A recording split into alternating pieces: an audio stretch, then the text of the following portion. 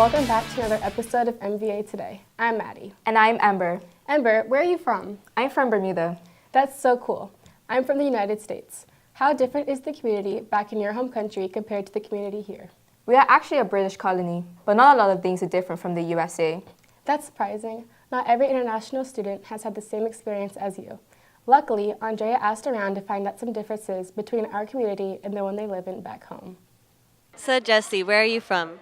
Venezuela. And how is the community in Venezuela different than the one here at Montverde? We speak Spanish over there. So Lauren, where are you from? I'm from New York. And how is your community at home different than the one here at Montverde? Well, there's definitely a lot more people and a lot more things to do. I'm from Honduras. And what's different about your community at home than the one here at Montverde? Well, we have more freedom over there. Where are you from? Colombia. And how is the community there different than the one here at Montverde? People are much closer and I don't know, they have different cultures. Thank you. Wow, that's so cool. Do you know what else is really cool? Serving your local community. I agree. Since I'm a senior, I have to have a certain amount of community service hours to graduate. Since some students have just joined our school this semester, we had Gracie talk to Mr. Robinson to find out ways to help our community. Hi, I'm Grace Swajman, and I'm here with Mr. Robinson. So, Mr. Robinson, what are some graduation requirements for community service hours? So the graduation requirement is 25 hours per year. So, for example, if you're a current freshman, by the time you're a senior, you will need 100 hours. Okay, so what do you suggest is an easy way of completing the required hours per academic year? An easy way to get hours is, I would say, 1, check to see how many hours you have, and then 2, you will know how many hours you need.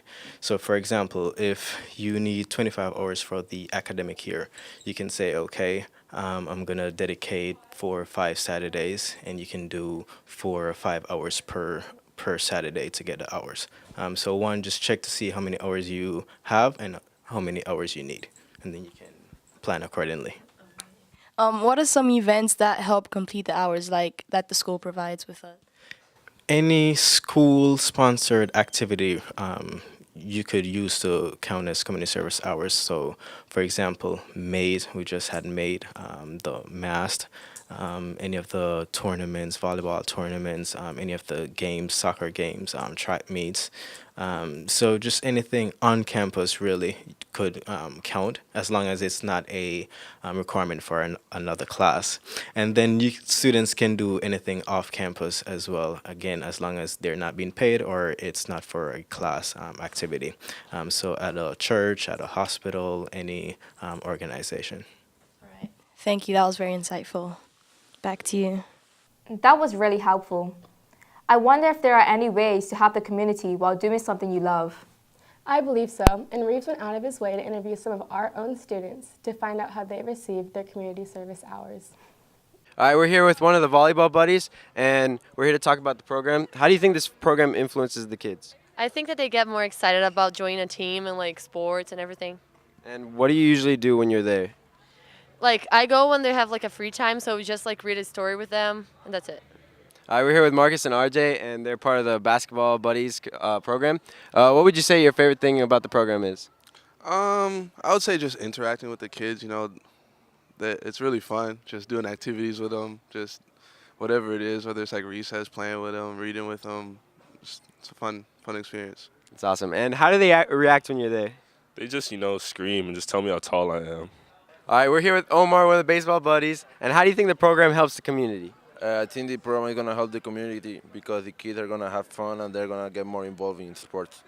And how long are you usually there with the kids? Pretty much 45 minutes every time I go. It's awesome.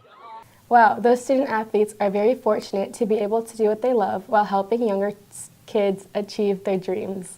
Speaking of student athletes, let's go to sports to see how our Eagles have been playing. Thanks, Maddie and Amber. It's your boy Monday. And the homie RJ. Yesterday, the boys' varsity baseball team had an away game at Lake Minneola High School, and they did a great job. And tomorrow, they will have home game against Each Ridge High School. Good luck, guys. Also yesterday, The girls varsity softball team had a home game against Trinity Prep, and tomorrow they will travel to the First Academy for an away game at 6 p.m. Go get 'em, Eagles. Yesterday, the varsity tennis team had a home game against Circle Christian and did very well. And last Friday, the boys varsity lacrosse team had a home game against Out of Door Academy and won 14-10. And tonight, they will have an away game at Ocoee High School at 6 p.m. Let's get the dope, boys. Well, that wraps it up for this week's sports segment. It's your homie RJ. And it's your boy Sterling. Back to you guys. Our Eagles have been doing so well lately. I agree. I think it's so cool how we have people from all around the world coming together to do something they love.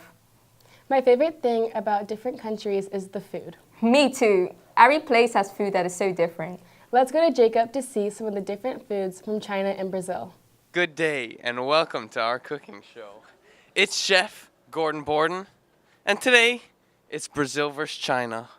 Let's see what they got for us in store. Everyone, we're the Brazilian team. I'm Giovanna. I'm Pipo. I'm Beatriz. And we're doing Brigadeiro today. Hi everyone, I'm the Chinese team and I'm Sky. And I'm Lacey. And we are gonna make fried rice. Alrighty, 3 minutes on the clock, starts now.